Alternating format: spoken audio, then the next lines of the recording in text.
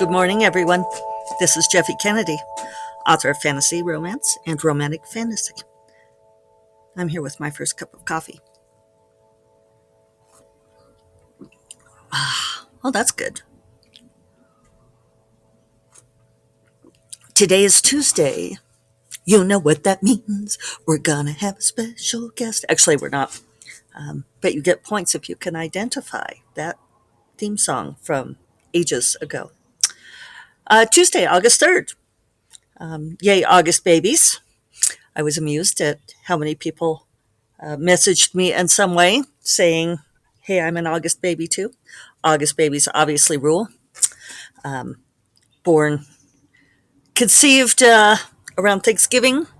I myself disprove George Carlin's remark that no one ever gets laid on Thanksgiving because my parents did.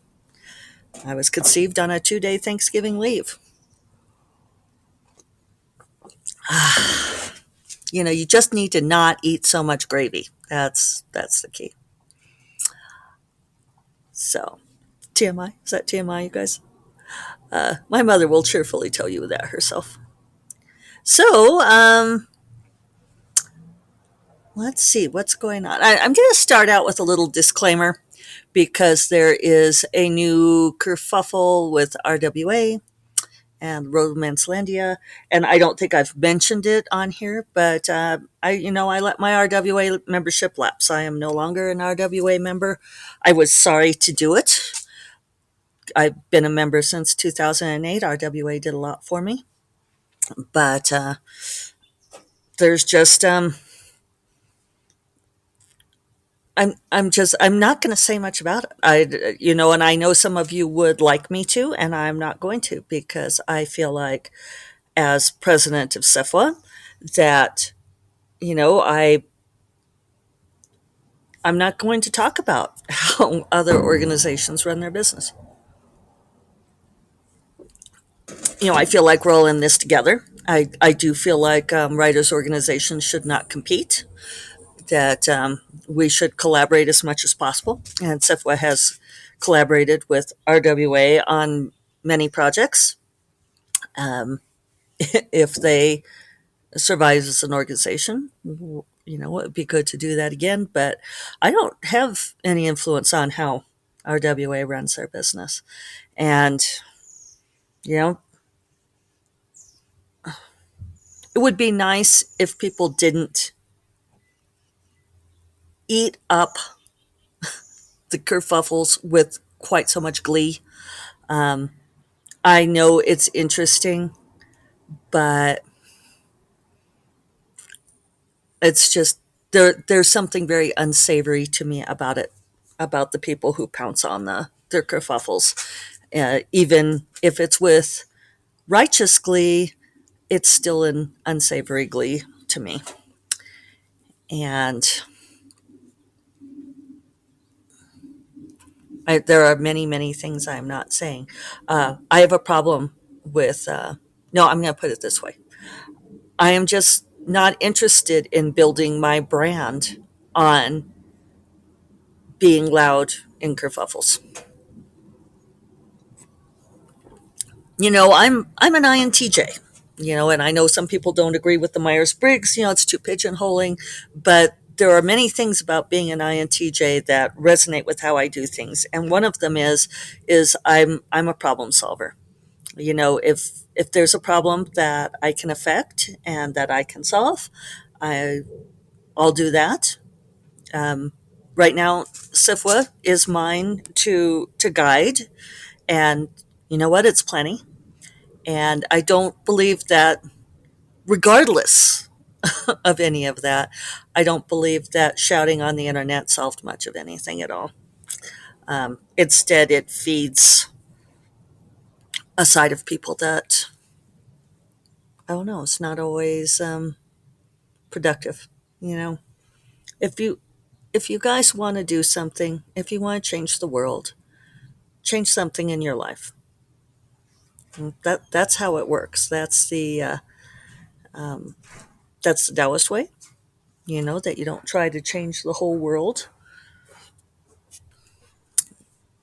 Husband's over there messing with the pump. I was seeing if he needed something. The pond pump isn't working. We do have a second lily blossom though. See, that's what's important. But yeah, that's absolutely the Taoist perspective on life. It's one that I follow. It fits in with my core beliefs in many, many ways. Is that you affect what you can. That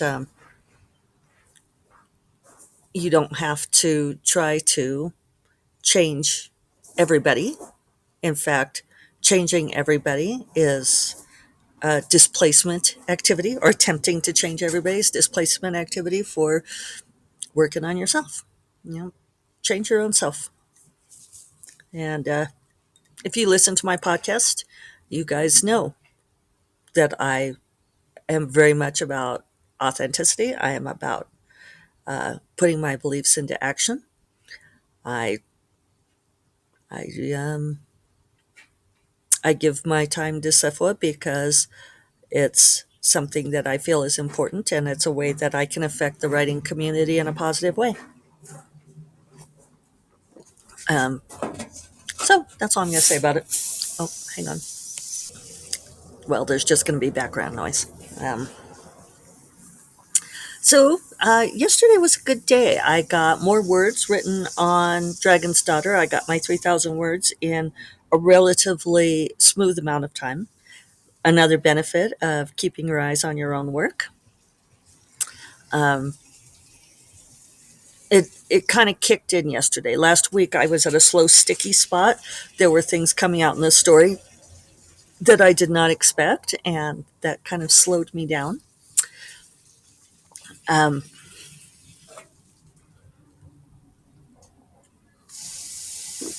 but yesterday, it kind of started flowing again. That doesn't mean it'll flow forever, but that would be a nice outcome, wouldn't it? I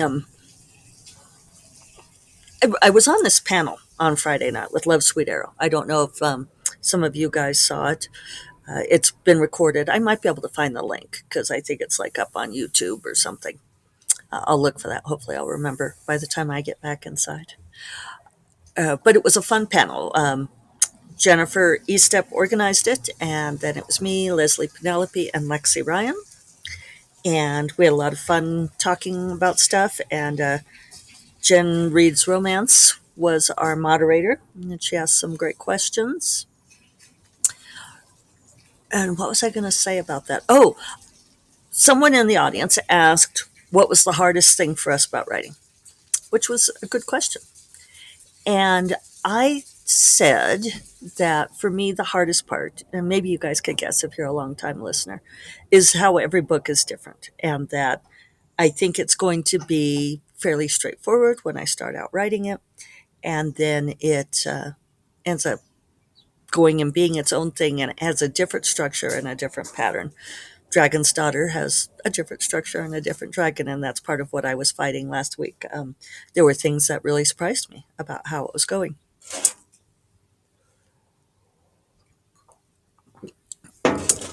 And it and for me that's the hardest part. And it was funny because Jen Reed's Romance, who I don't know if I've interacted with much before, but she does a podcast with Sarah McLean, which I understand is a pretty good podcast. I haven't ever listened, but I know people who like it, or at least in general. Maybe I don't know anyone personally, but I think people like it. That's my general impression. I don't think they're part of the Frolic Podcast Network, for what it's worth. So at any rate, Jen said, when I said that, because I said, well, I'm 35,000 words. Now I'm almost 40,000 words into this book, and it's being different than I thought it would be. And I go through this on every book. And she said, yeah, I guess a lot of people have trouble with middles. And then she went on to the next question. So I didn't argue with her, but I thought, in some ways, because she's not a writer, she's a reader. And so I'm sure she hears that from writers a lot, that people struggle with middles. But it's not that. I think there's two things going on there. And so I kind of wanted to, I guess I'm arguing with her here. Sorry, Jen, if you listen. Um, yeah, I didn't want to take the panel time to make the distinction, but I do think it's an important distinction.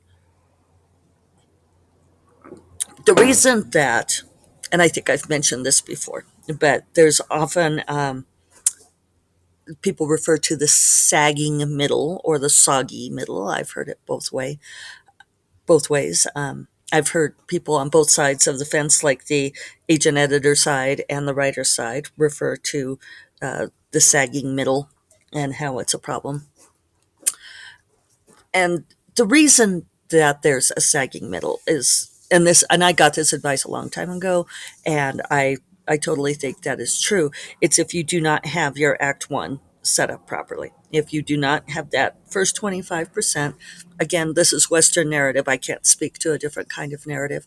Somebody's really good at narratives from a different culture. It would be interesting to hear if middles have the same problem, or if you uh, deal with them in the same way. But that first 25% is where you have all the stakes set. And it's the foundation for the rest of the story. In Hero's Journey, we talk about is get your hero up a tree. Middle is throw rocks at them. Last part is getting them down again. Getting them up that tree is critical, because after that, you're throwing rocks at them, right? They're up in that tree and you're throwing rocks at them. So they've got to be in a really good tree, and they've got to be in a good tree for a good reason. And there have to be a lot of reasons why they can't get out of the tree. That last act is all about getting them out of the tree again. So obviously, throwing rocks at them is an oversimplification, right? Because that's the middle 50% of the book. They have to be really interesting rocks. But if you set up that first act properly, then that middle section will follow along. My problem, and I'm going to sneeze. Thank you. Is that because I'm an intuitive writer, because I'm a gardener, the middle section, I know kind of what the rocks are going to be and how it's going to go. But sometimes I'm surprised. I end up with a rock in my hand that I'm like, really? Really? This is not the rock I expected. And a lot of times I don't want to hurl it because I'm afraid it's going to hurt my characters. So, and also I might find, I'm trying to figure out how to extend this analogy, that my characters have leapt into an entirely different tree than I expected. And and I'm chasing after them with the rocks. And for me, a lot of it is this ongoing tussle between trying to control the story and not control the story. Um, I I wish sometimes I wish I was better at controlling the story, but that just doesn't work for me. Dorinda and I were talking yesterday about that, because she was asking me how Bright Familiar was doing, and I was telling her that about this month's sales, which are phenomenal. I mean, you guys have been so awesome supporting these books. It's amazing. It's just amazing, and uh, I have made more in indie sales so far this year officially than I have made in an entire year of any other. And I am on my way to another month or two. I'll have surpassed my best year ever of indie and trad combined sales, which is what I really needed to be able to do. And it's phenomenal. And I mentioned the other day about the idea of like trying to win the lottery. And Emily Ma brought this up, um, which I think is really opened up my eyes to some things, because she said that she had been trying to win the lottery in some ways, in that she was trying to write and spending years, along with other people who are like part of a crit group with her, of writing, essentially the best American novel, or the great American novel. I guess that's what I wanted to say. Um, which is a bit of a cliche, but it also reflects this idea that you spend years and years and years laboring to create the one great work, and hope that gets you the golden ticket, that it snags the brass ring and that you become famous. And certainly this is a trope we see over and over again in movies, actually to the point where I'm kind of tired of it, like the reclusive writer who wrote one book that was hugely successful and then never wrote anything else again. I guess people are like fascinated by the Salinger model. Well, you guys, this is not a healthy model. This is not, I'm all about creative productivity, which means being a creative person, being productive, getting your works out into the world, making a living from it, which fits nicely with my mission as SEPWA president. But I do think that you should be able to make a living as a creative. There's there's no romance to being the tortured creative who writes one book and then never does anything ever again. It may be fascinating for a story, there's a tree, right? But boy, you don't want to live your life up a tree, people. Words of wisdom. So I'm not quite sure how I got down that path. How did I end up in that particular tree? Oh, Dorinda and I were talking about this, and Emily was saying about, oh yeah, the lottery thing. And for me, maybe I would have done it that way, but I have never written the one book that launched everything for me. But I have been plugging away at it. And sometimes people say to me, like, wow, it's so impressive that you write so many books. And it's like, well, I've had to. I have to write a lot of books because that's how I do it. Like each of my books makes some money, and that adds together. And so that's the model that I work from. And it's interesting because I have readers who love some series and not others. I have readers who read all of them. So Dorinda was saying that, oh yeah, that was the whole point. My point, and I did have one. That she was very glad that Bright Familiar was selling as well as it did, and she said that she was relieved going and looking at the reviews because she was worried because nothing happens in the book, which she has said to me before. And then and she immediately tries to take it back, and she's like, no, it's not that nothing happens. I know lots happen. I'm getting my particular ray of sunlight. There we go. She's like, I know things happen. It's just, she said, if I'd written this, I would have worried so much about trying to make more things happen. And I mean, Dorinda is hugely more successful than I am. So it would be good for me to take a page from her book, as it were, and, you know, do more to make things happen. But it just doesn't work that way for me, you guys. I go in with the best of intentions that I'm going to make certain things happen, and then the book fights me, and I can't get it written. And so it's only when I let go and let the book be what it wants to be. And in the case of Bright Familiar, I mean, I do love some of the reviews I've been seeing on Bright Familiar, and I am immensely relieved that people like it as much or better than Dark Wizard, which is fantastic. And people say, it's not the one thing to the next that Dark Wizard was. Dark Wizard is a chase and a journey.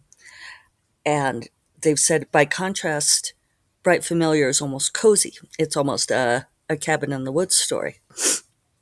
And I love that about it because there's all this stuff that had to happen. And if you're a long-term podcast listener, you remember hearing me talk about how Bright Familiar was following a different structure than I thought it would have. And it's like there were all these things that I needed to do in that book to basically to set up the next phase of the story. And I'm glad that it's such a good story, even though nothing happens. She takes it back. She totally takes it back because then she'll also say, but it's so good. And she's like, I don't understand why it's such a compelling story when nothing happens. Gotta love her.